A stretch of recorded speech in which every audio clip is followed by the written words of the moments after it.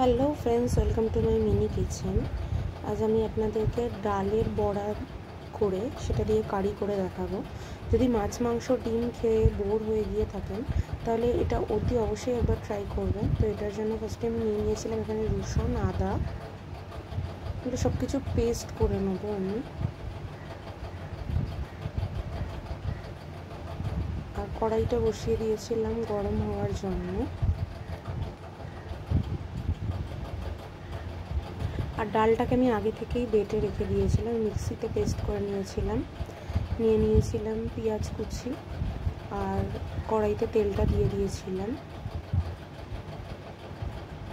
এবার আমি বড়াগুলোকে ভেজে নেব। আর লাগছে কাঁচা লঙ্কা, শুকনো লঙ্কা, এই সমস্ত কিছুর কিন্তু একটা পেস্ট হবে।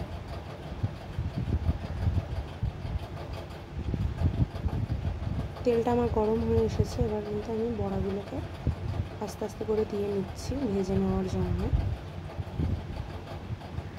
আর এদিকে মশলাটাও মিক্সিতে পেস্ট করে নেব।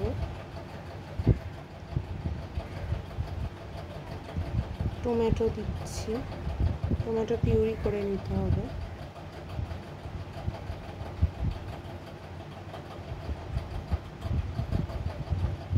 আমার একটা পিঠ ভালোভাবে ভাজা হয়ে গেছে।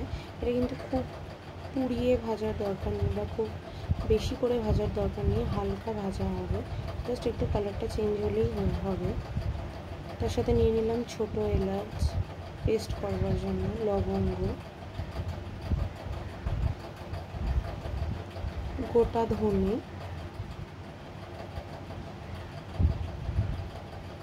গোটা জিরে।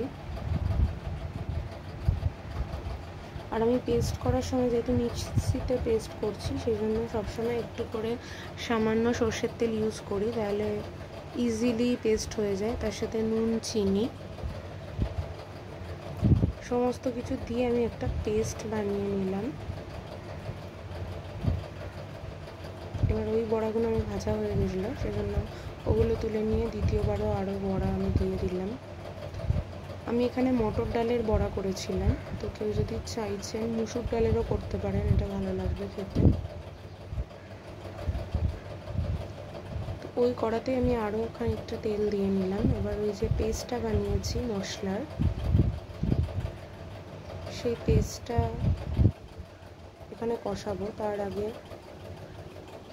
কালো জিরে ফোড়ন দিয়ে নিলাম, আর ফোড়ন দিয়ে নিলাম খানিকটা পেঁয়াজের চপড করা। তো এগুলো দিয়ে ভালোভাবে আমি ফোড়নটাকে আগে ভেজে নেব।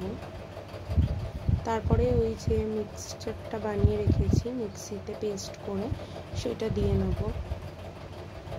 হলুদ অ্যাড করে দিলাম খানিকটা।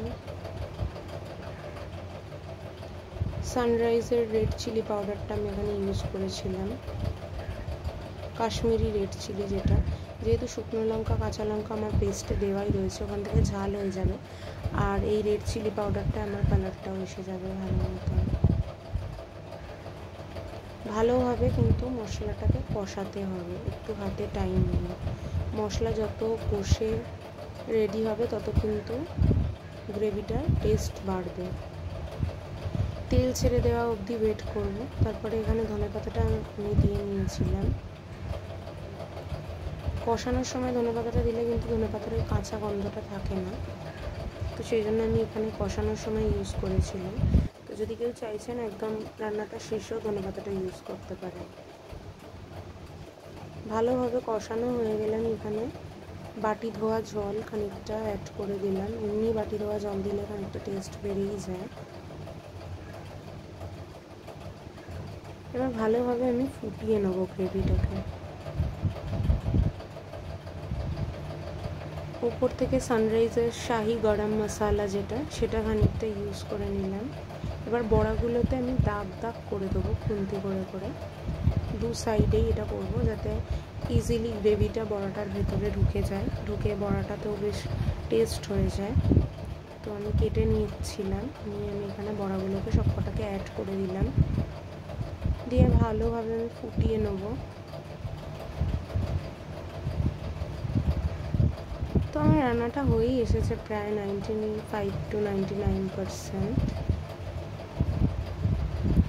আমি খানিকটা ঘি অ্যাড করে দিয়েছিলাম উপর থেকে। ঘি গরম মশলা দিলে একটা অন্যরকম টেস্ট আসে। তো আমার রান্নাটা complete. Thank you for watching.